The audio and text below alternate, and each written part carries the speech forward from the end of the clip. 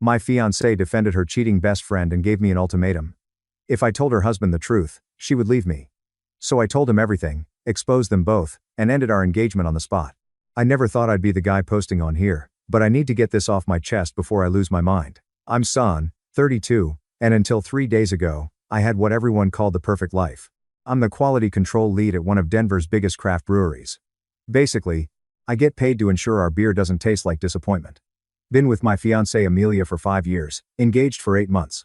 She manages this high-end bridal boutique downtown where dresses cost more than my truck. We were that couple everyone either loved or secretly hated. You know the type. Matching Halloween costumes, synchronized Instagram posts, the whole 9 yards. Our friend group was tight, too. Amelia's best friend since college, Ellie, runs this mobile tattoo business. Not your typical tattoo artist. She specializes in temporary event tattoos. Weddings, festivals, corporate parties. She'll show up with her kit and give everyone matching designs that last a few weeks. Pretty genius business model, actually. Ellie's married to Weston, this chartered surveyor who assesses land for commercial developments. Dude, smart as hell, but boring at parties until you get 3 beers in him. Then he's doing property value estimates on everyone's houses like some kind of real estate psychic. The 4 of us did everything together. Double dates at overpriced restaurants, game nights that turned into wine-fueled arguments about monopoly rules, couples vacations where we'd pretend we weren't sick of each other by day 3. Our engagement party was in 3 weeks.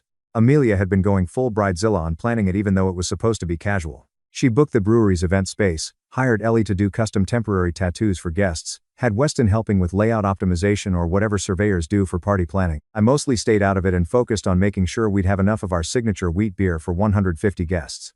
Lately though, something felt off. Amelia started taking her phone with her everywhere, even to the bathroom. She'd flip it face down during dinner, jump when notifications came through. When I asked about it, she'd laugh and say she was coordinating surprise elements for the party with Ellie. Made sense, I guess. The 2 of them were always scheming something. 3 nights ago, everything changed. Amelia was in the shower, her laptop open on the bed.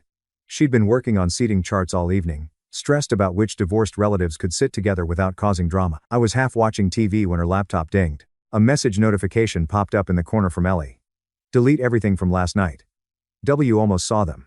My stomach did this weird flip. I told myself it was probably nothing.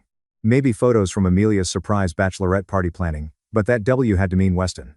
And why would photos need to be deleted? I shouldn't have looked. I know that, but I did. Her messages app was already open. I clicked on Ellie's thread and scrolled up. Nothing obvious at first. Jokes about bridesmaids' dresses, complaints about difficult clients, normal stuff. Then I saw it. Check the emergency folder. I uploaded the new batch. Emergency folder. My hands were actually steady as I opened her iCloud drive. There it was shared between her and Ellie, a folder labeled emergency only. Inside were subfolders with dates going back 4 months. I clicked on the most recent one, hotel receipts, the Marriott downtown, the Hyatt by the airport, all under Ellie's name, all for dates when Weston was supposedly out of town for site surveys. There were photos, too. Ellie at hotel bars, Ellie in lobbies, always careful not to show who she was with, but she'd screwed up on one photo. In the reflection of a wine glass, you could see a man's hand wearing a watch I recognized. The last photo made my blood run cold. It was Ellie in someone's arms, kissing him against a hotel room door. The angle was weird, like Amelia had taken it secretly from around a corner. The timestamp was from last Tuesday when Ellie was supposedly at a client consultation and Weston was home with a flu. But here's what really got me. The man in the photo wasn't some random stranger. It was Bryce, the treasurer of the youth sports charity we all volunteered for. Bryce, that sanctimonious prick who gave speeches at every charity gala about integrity and supporting our youth. Married 15 years to his wife Patricia, 3 kids, coached Little League on weekends. The same guy who lectured me once about craft beer being too expensive for fundraising events. I heard the shower turn off quickly. I screenshot everything I could. Receipts, photos, the folder structure showing 4 months of this. My hands moved on autopilot, emailing them to myself, then deleting the sent message. I closed the laptop just as Amelia walked out in her towel. "You okay?" she asked, noticing something in my expression. "Yeah, just tired. Long day of taste testing the new IPA batch." She bought it. Why wouldn't she? I'd never given her a reason to think I'd snoop. That night, I barely slept. Amelia curled up against me like always, her breathing peaceful while my mind raced. She knew. She had to know those photos were taken by someone in that angle from around the corner. That was Amelia playing lookout for her best friend's affair. Over the next week, I became someone I didn't recognize. I'd wait until Amelia was deep asleep, then hold her phone up to her face. Face ID works surprisingly well on unconscious people if you angle it right. I needed to know how deep this went. Their WhatsApp messages told the whole story. 4 months of Amelia covering for Ellie. Tell W I'm with you at the boutique. Can you call me in 10 minutes with a fake emergency? You're the only reason my marriage survived this long. The messages got worse. Ellie complaining about Weston being emotionally unavailable since his dad died last year. How she deserved to feel wanted. How Bryce understood her in ways Weston never could. Amelia encouraging it all, calling it self-care and finding yourself. Then I found the financial discussions. Bryce had been using the charity's credit cards for their hotel rooms, marking them as venue deposits for fundraising events. Ellie knew. She joked about it. At least the kids are getting something out of our love, she'd written with a laughing emoji. I screenshot everything. Built a folder on my personal laptop, dated, organized, backed up to 3 different clouds.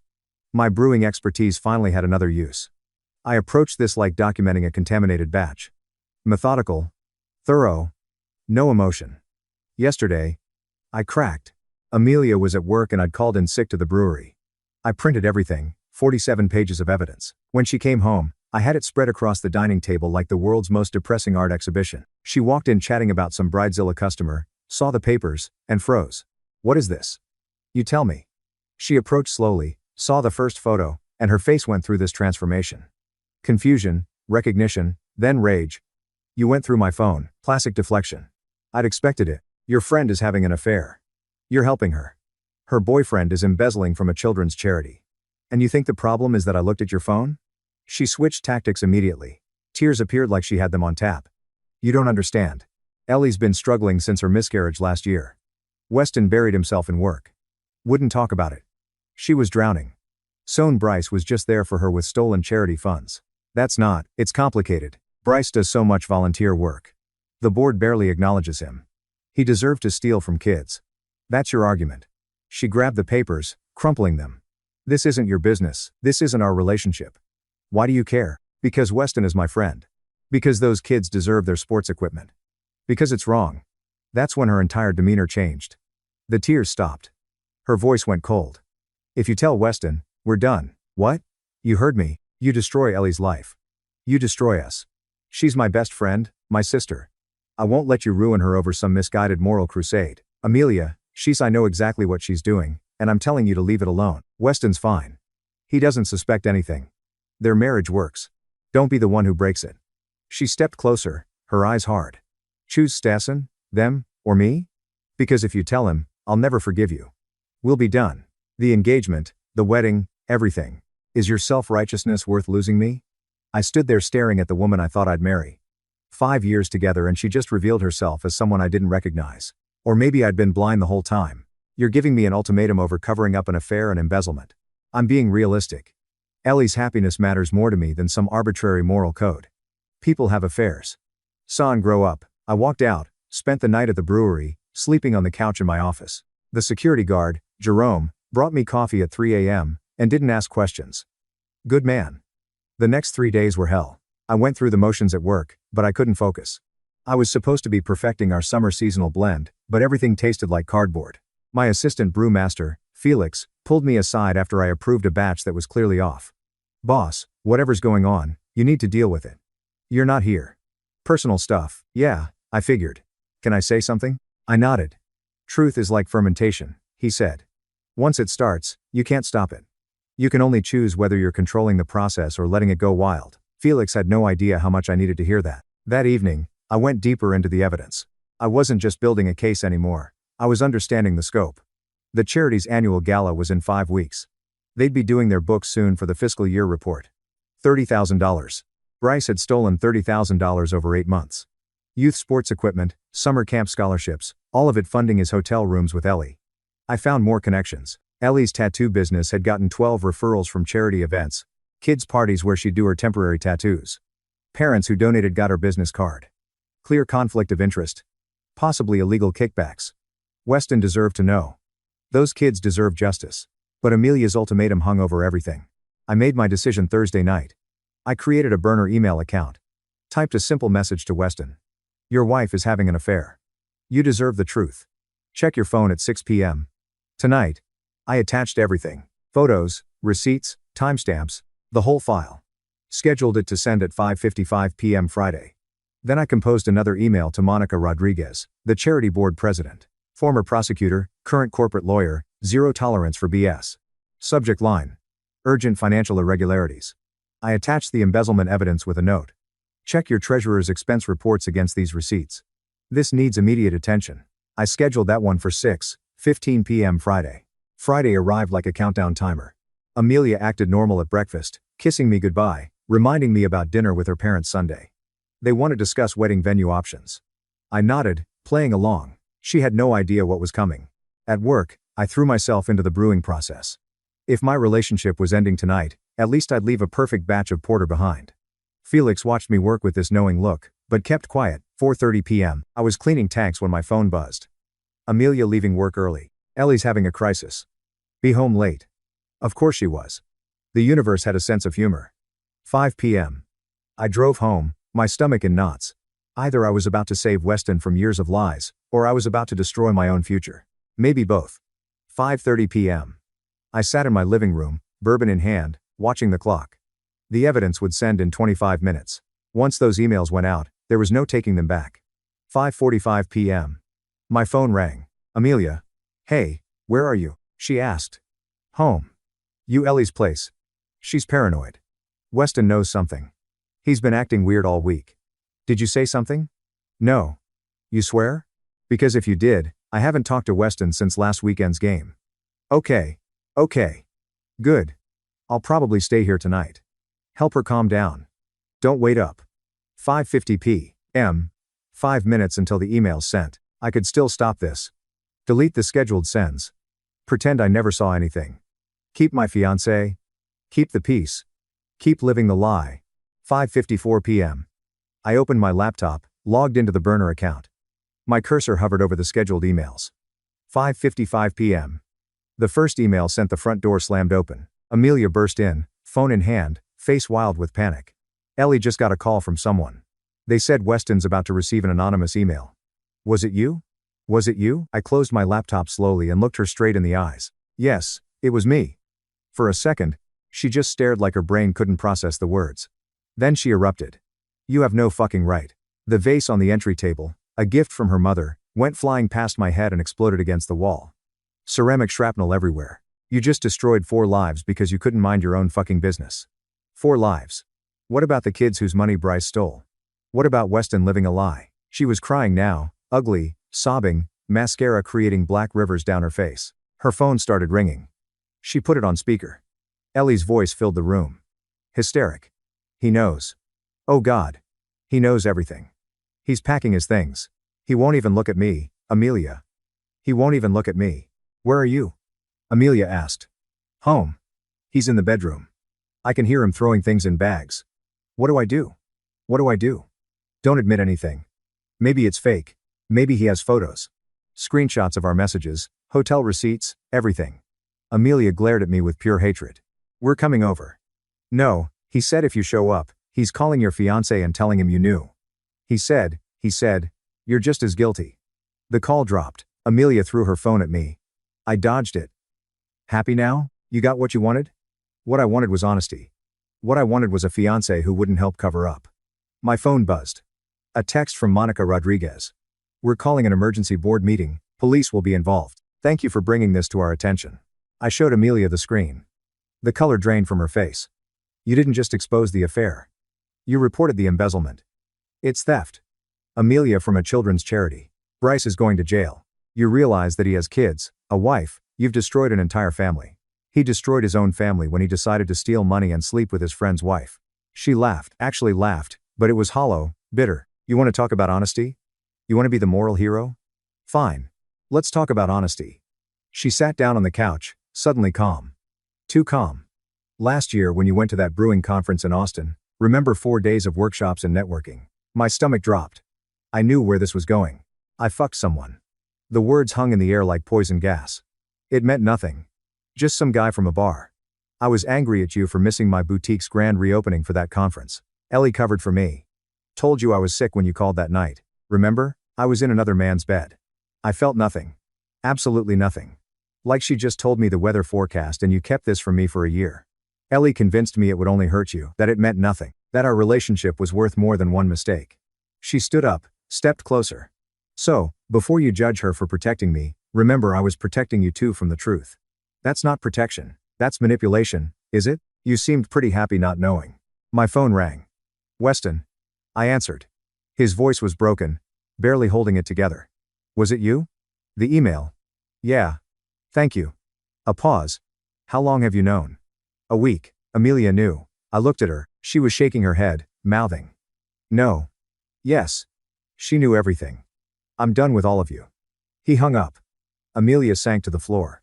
Our engagement party is tomorrow night. I'd actually forgotten. 150 people. The brewery's event space. Thousands of dollars in deposits. Cancel it. I said I'm not canceling. We're going to go act normal and figure this out afterward.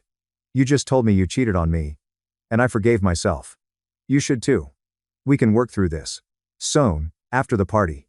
My parents are flying in. Your family's driving from Wyoming. We can't just you want to pretend everything's fine. She stood up, wiped her face. I want to get through tomorrow without destroying everything we've built. One night. Give me one night. I looked at this woman I'd loved for 5 years who'd betrayed me, lied to me, and was now asking me to perform for an audience. Fine, one night. But I'm not pretending we're okay. She nodded, headed for the bedroom. At the doorway, she turned. By the way, I invited Bryce and Patricia to the party. They already RSVP'd. Yes. I didn't sleep in our bed that night. Couldn't. Spent it on the couch researching Colorado's recording laws and making preparations. One party consent state. Perfect. Saturday morning, the day of our engagement party. Amelia acted like nothing had happened. Making coffee, humming while she scrolled through her phone. The pretending had already started. Ellie's not coming tonight, she said casually. Neither is Weston. I told everyone they had a family emergency. And Bryce, her jaw tightened. Haven't heard from him. I spent the morning at the brewery supposedly checking the beer supplies for tonight. Really, I was setting something else up. Connected my laptop to the venue's AV system, tested the screens, made sure everything would work.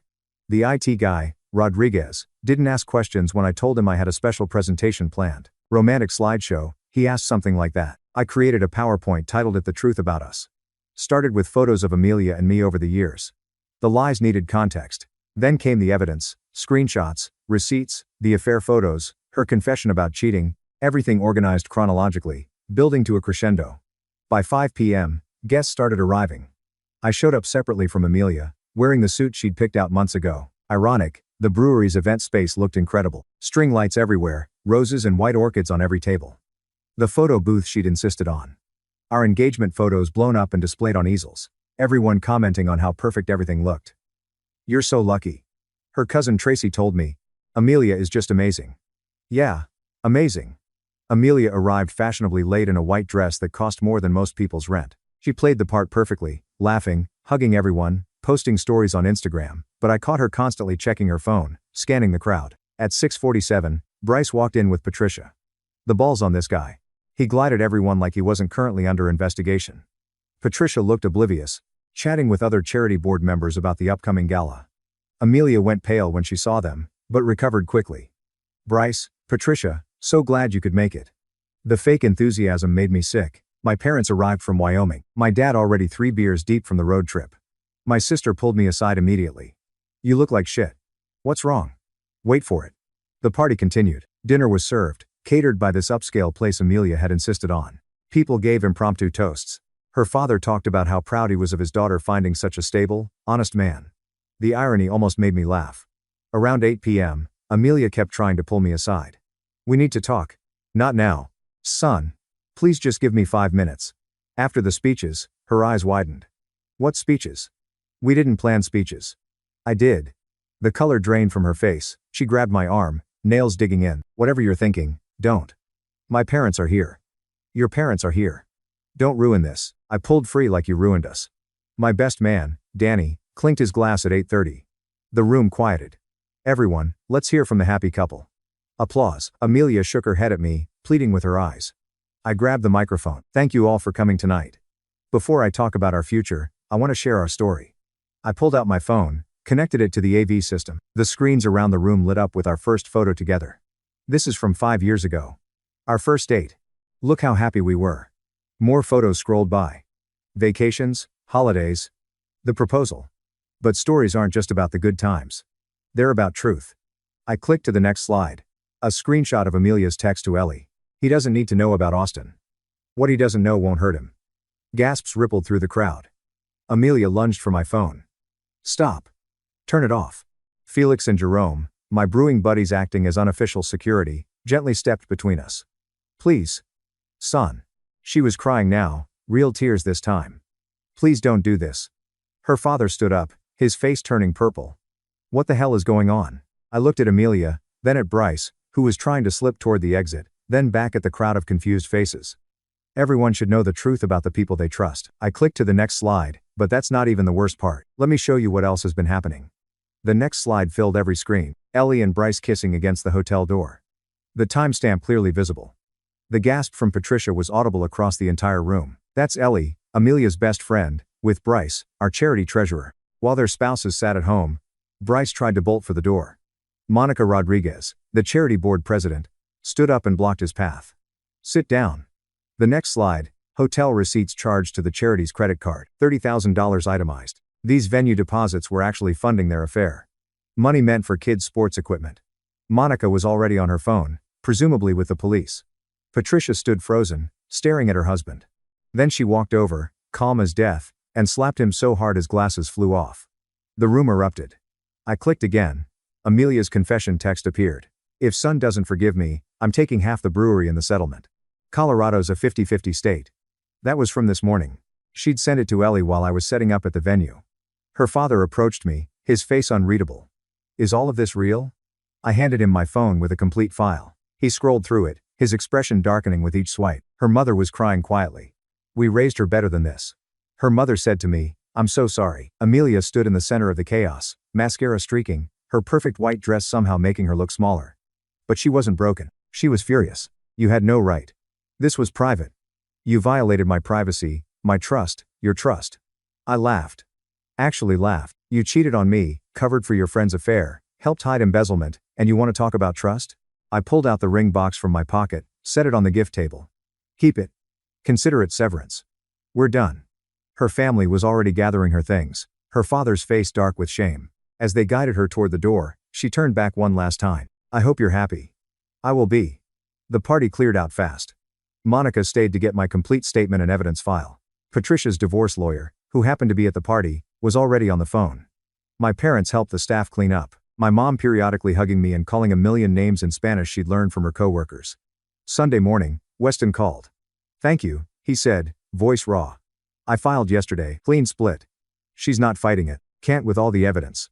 I'm sorry, man, don't be. You saved me from wasting more years on a lie. Monday, the dominoes really started falling. Bryce was arrested at his office. The local news picked it up. Charity treasurer arrested for embezzlement.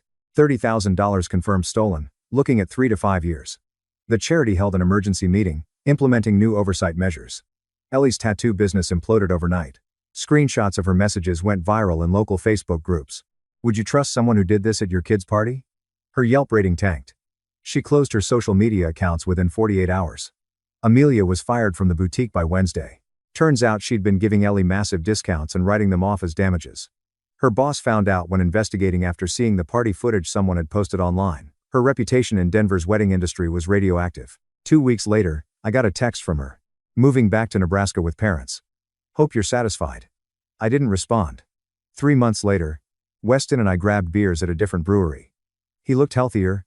Lighter somehow. Dating anyone? I asked. Paralegal from my firm. You're not ready yet, but I will be. You did the right thing. I know.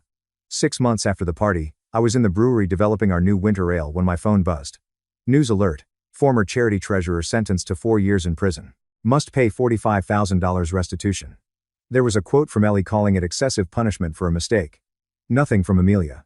I deleted the alert and went back to my beer. Here's what I learned. When someone shows you who they really are, believe them. When they ask you to compromise your integrity for their comfort, refuse. And when the truth needs to come out, let it burn everything that deserves to burn. The brewery is thriving. I'm in therapy working through the betrayal. Started boxing. Turns out punching things legally is great for processing anger. Even took a solo trip to Scotland. Toured distilleries. Remembered who I was before all this. I sleep perfectly at night now. No lies, no secrets, no compromises, just truth and damn good beer. Thank you so much for watching until the end. If you really like our videos, please don't forget to like, share, and subscribe. Have a great day.